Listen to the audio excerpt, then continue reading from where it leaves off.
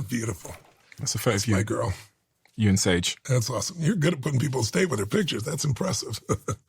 It's a beautiful photo. Yeah, I love her so much. And we've been together 25 years. I love her more today than ever before. She is a force in nature, this woman. Really, really great. But yes, she's leveraging my life. My youngest daughter's massive leverage, you know, is 4.5 years old. It's beautiful. But I'll give you an example. I worked with a woman one time on stage, and she was a colon therapist and vegan, and but she was always sick because she's so stressed all the time, trying to be perfect at everything. There's a constriction in her body, right? And the level of stress was just ridiculous, right? So I was trying to get her to have some other options about what to do without boring you the whole story. I'm looking for leverage always. That's how you get someone to make a change. You got to make change a must, not a should. Not me making it to you. If I put a gun to your head, that's leverage. But some people would rather die than bend to your will. You have to find out what moves that person. It's unique for everyone, not what motivates them. I hate the word motivation. I've never used it. I want to know your drives. Look, if you're fat, you're motivated to eat. I want to know what's underneath. I want to know what the drives are. So this woman, I'm trying to help her make changes, and I show her these things and see the consequences, and she wouldn't change. So finally I said, man, I got to push this lady. I said, how long, I wouldn't tell her this, I said, how long will a person with a level of stress, with these things you're doing and these ailments, how long will a person like that live if they don't change? And she paused and she thought, and she said, probably to 35. How old are you? 32. So I thought, okay, she's going to change now. I mean, she's going to do it, right? That's the leverage. She's got to change. But I can't change. I just can't. It's just how my life is. I said, this session is on videotape, you know? And I said, how do you think your daughter's going to feel when she's carrying your coffin and she knows that you knew you could shift this and you didn't? This is pretty intense. I mean, she thinks she's going to die. If she doesn't do it, she probably could. So I'm picking up big leverage, right?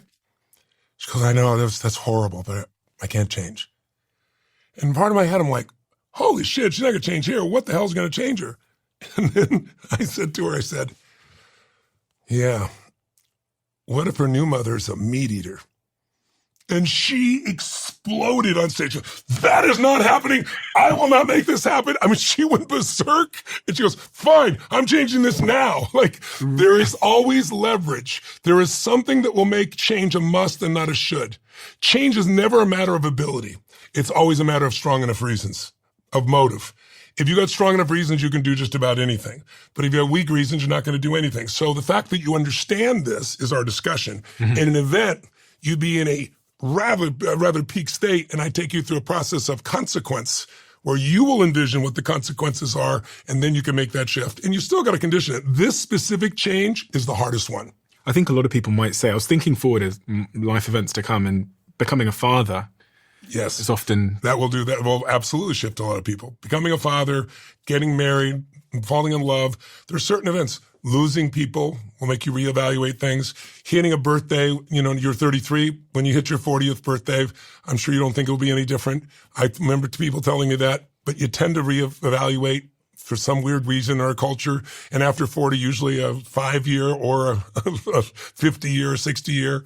It's just part of the way we look at life. There's a process you go through, and there'll be different things that trigger you. But when you want a real lasting change, you have to change the driving force. When we change these, it's changing your values. So again, think about how your brain is a predictor, and it's trying to close the gap between what it's predicting and what reality is. When it's not working, it looks for an answer. When you get to the point where your old strategy doesn't work enough and you have enough pain, you will search for something new. And if at that time we can give you something that actually works, you'll grab it. It's like if you're drowning in a sea of confusion and I throw you a life raft, you're not going to go, I don't like the color. You're going to grab a hold and it comes into your unconscious. And the last thing I'd say about that is, it's also about going beyond your conscious mind, right? If you ever try to do something and then sabotage yourself, it's just consciously you wanted one thing, subconsciously another. I believe all lasting change happens in an altered state. When I say an altered state, you could call it hypnosis. I tell people I'm a dehypnotist. Most people walk around in hypnosis. People tell me you can't hypnotize me, and they're in a hypnotized state in that moment. Do you ever drive your car and then something catches your attention and you stay focused on it too long, and all of a sudden you realize, holy shit, who's been driving the car? You ever have that experience? That was a hypnosis state. Hypnosis just means you're inside, not outside most of the time. And in a hypnotic state, what goes in deeper than just in a consciousness state.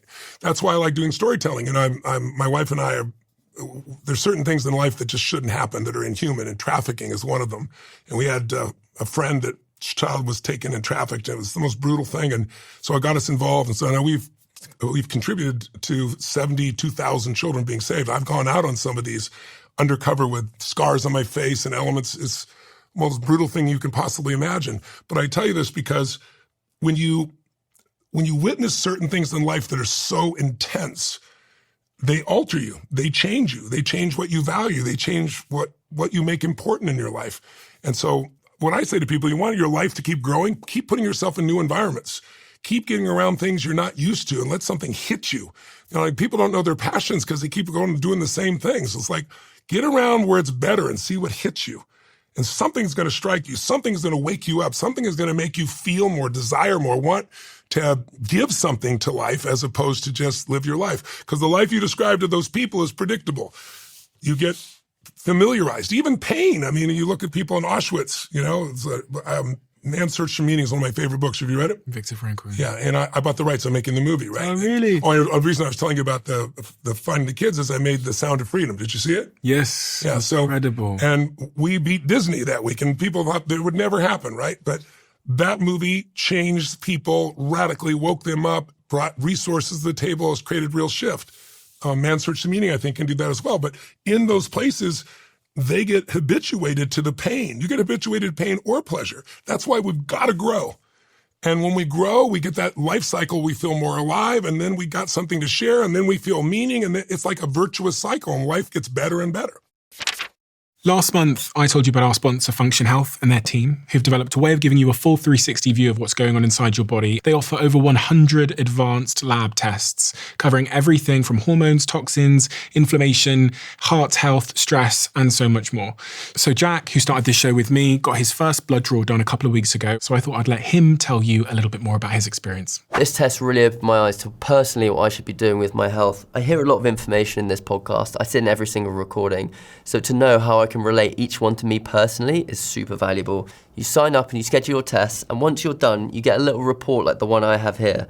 I can see my in-range results, my out-of-range results, and there's a little AI function too. So if I have any questions about my out-of-range results, I can just go in there and ask it any question I want. And these tests are backed by doctors and thousands of hours of research. You get an annual draw done and a mid-year follow-up. So if you want to learn more, head over to functionhealth.com/DOAC, where you can sign up for $365 a year. I'll put the link in the description below. It is just $1 a day for your health.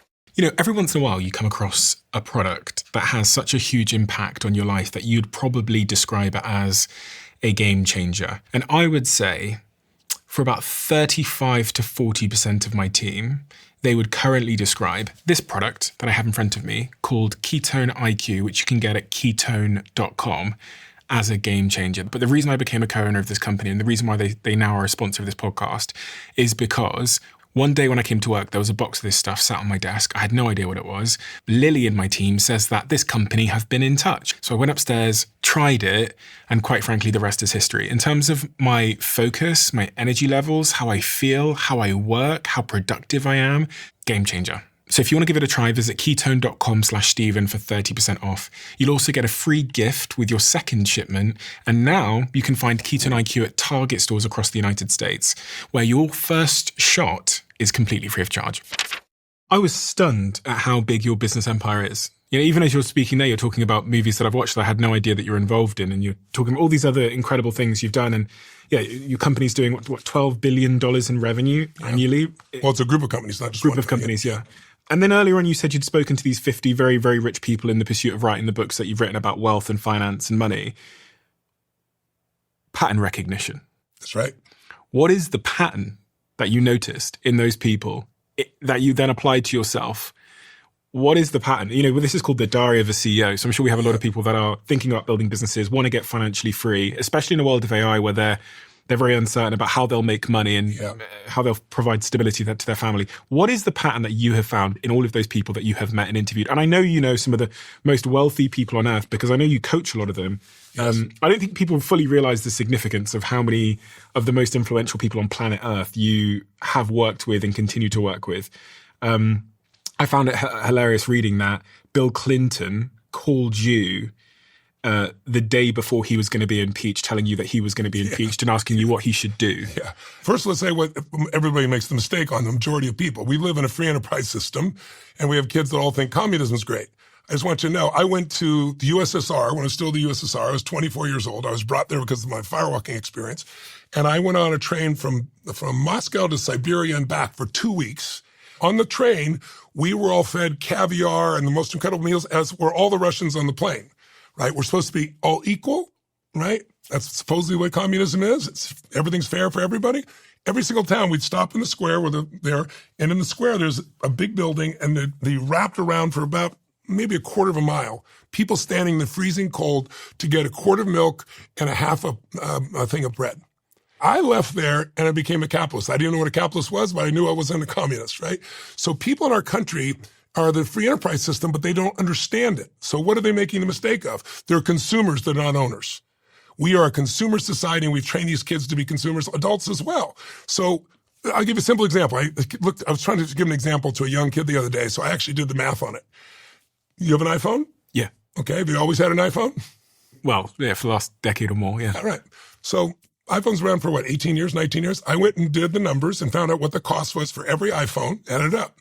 If you got an iPhone each time, somebody who's older to it, you spent $22,000 and some change at the retail price.